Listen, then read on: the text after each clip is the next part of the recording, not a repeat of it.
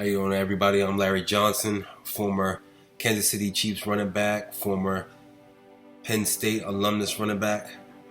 I grew up in Southern Maryland, which is not too far from D.C. After I lived in Southern Maryland for up to my sophomore junior year, I went to Westlake High School, and when I moved, my parents moved to Penn State, Pennsylvania area, State College to be exact, where my father was a special teams coach and defensive end coach, because that's where I finished my high school career at State College area high school. And from there, I made a decision to either go to Penn State, Maryland, or North Carolina, and I choose to go to Penn State because I knew a lot more about the program than any other programs that I did my recruiting visits to. And plus, my family's already there. My brother and sister are 2 years behind me, so they were already in high school at the time. So after I went to Penn State, I of course got drafted first round, 27th pick to the Kansas City Chiefs. Had, to me, a successful career. Played 7 seasons, which as a running back, to be a running back drafted in the first round and to play 6 to 7 years as a running back at this day and age is almost a miracle these days, to be able to withstand a lot of punishment, a lot of carries, and still be able to be productive for those amount of years. After that, I fell into a slump, a depression slump basically. Found out I was diagnosed with bipolar hypomania, and I spent 5 to 6 years recovering from toxic issues that I wasn't ready to address during my playing days, during my youth days, until up to now.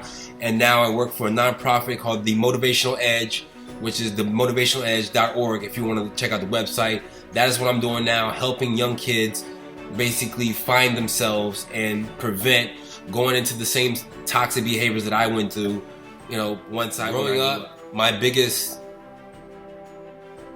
role model, my biggest person in my life who had a great impact on my life has always been my father. My father basically introduced me to the game of football. He made me play when I played. At that time, it's called Pop Warner, which was 75 pound on up to 95, 115, 135 pound. And it was some times that I really wanted to quit. I didn't think football was for me. I felt that I wasn't good enough to play.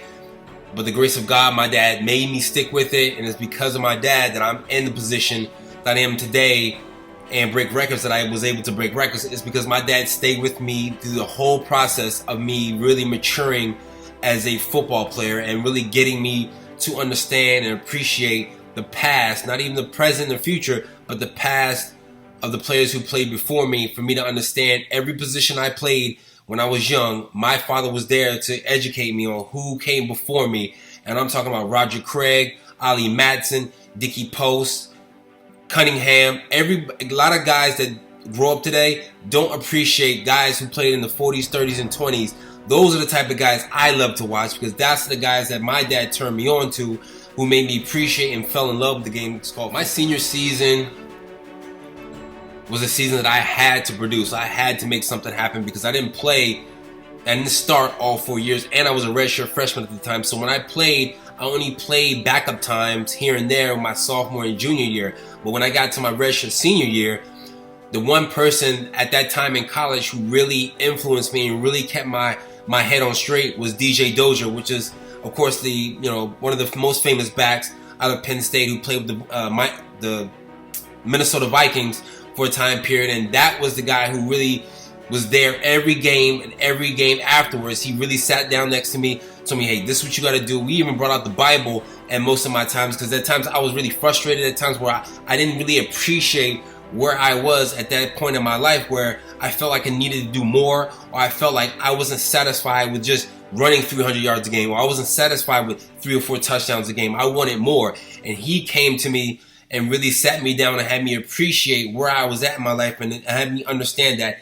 things are going to get better and there's going to be ups and downs in my life. But he is the one person I felt like in my college days that really sat down and really molded me emotionally and mentally to really be the person that I am today, because he knew how to sit down with me and really appreciate what I was going through at that time, because I knew I was under a lot of pressure, being it was my only senior season. To my advice for you high school guys going into college, to prepare mentally what you have to do as far as study-wise. Football comes naturally.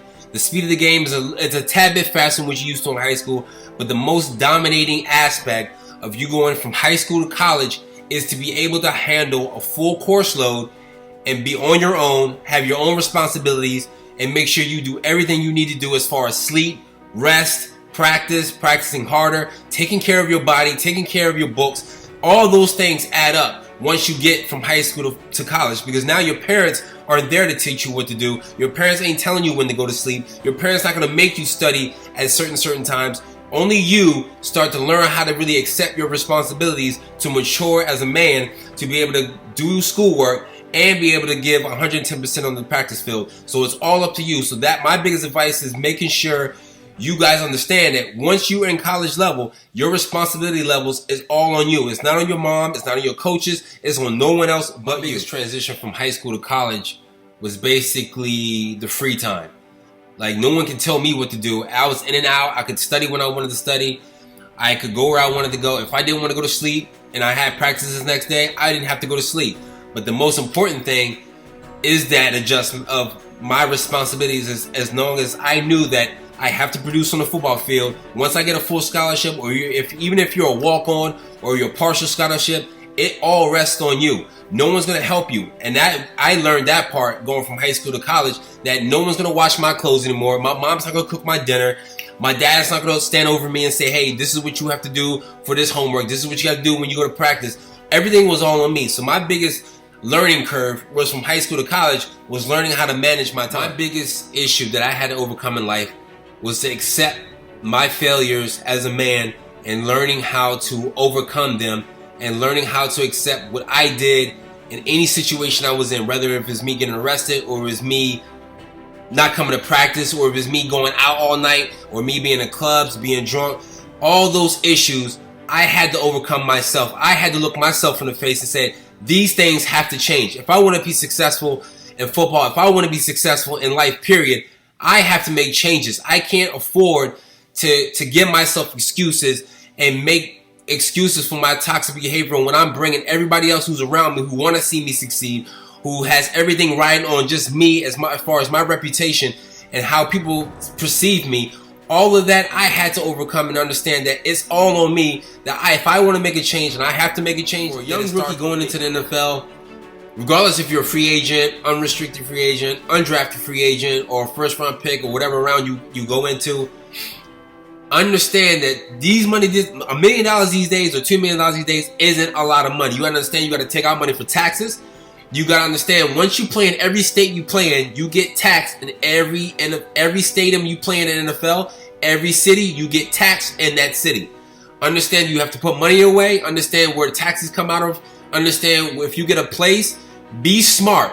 Even if you go out and have food or whatever like that, be smart about your money. I'm telling you, it will dry up quick if you don't pay attention to it. Yeah, it may seem like you got $20,000, $30,000 in your pocket or $100,000 in your pocket. Trust me, it will go quick. Once you play the NFL season, it's 16 weeks, which means from August to almost December, January, regardless if you make the playoffs or the Super Bowl. Once you play that season, you don't get paid anymore. From January all the way up to next September, you don't get a check. So be smart about your money, because once that money is gone, it's gone. If you spend up all your money as far as the season and you don't budget yourself, you don't get another check from January all the way till it's time to play again. So be smart with your money. I think that's the most sound advice I can give to young cats coming into the league today. Is they don't understand how the money, how the paychecks go. We're not 9-to-5 guys. We don't get paid from, every 2 weeks or bi-weekly. No, you get paid from once you start working to the time you off. You don't get another check until it's time to go back to work, to OTAs, mini camps, and all that. You have to be smarter with your money. So that's the best advice I can give to you young cats that's going into the league. My most memorable moment in my football career is basically doing everything that one specific coach said I wouldn't be able to do.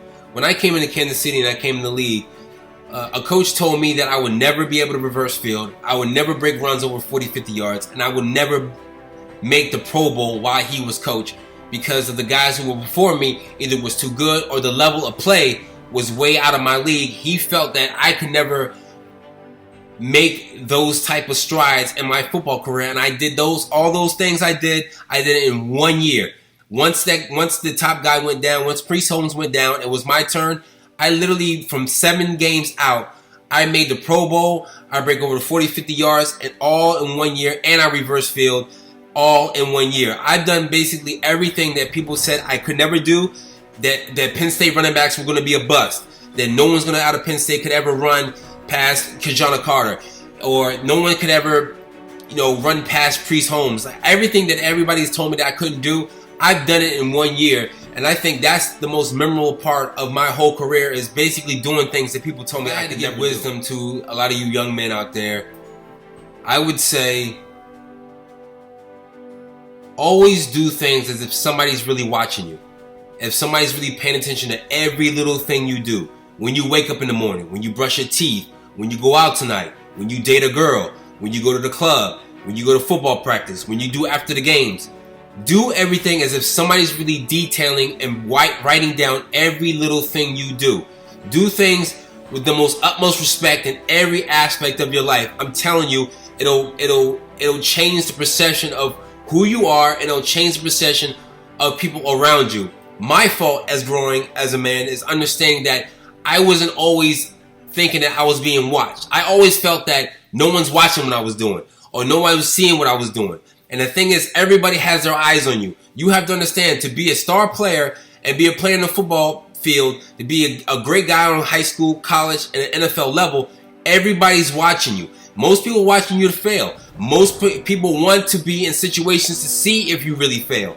Everything changes once you put yourself in that box, because now it's all eyes on you. So do everything as if everybody's watching you all the time, because most likely they are watching you, regardless if you know it or not. Every text you send, every social media thing you post, everybody's always watching what you do. And everybody's going to have their own perceptions. And in this day and age, the perceptions matter more than reality. So always put out a great perception about yourself, because in the end, it's always going to triumph over all the lies they say above you.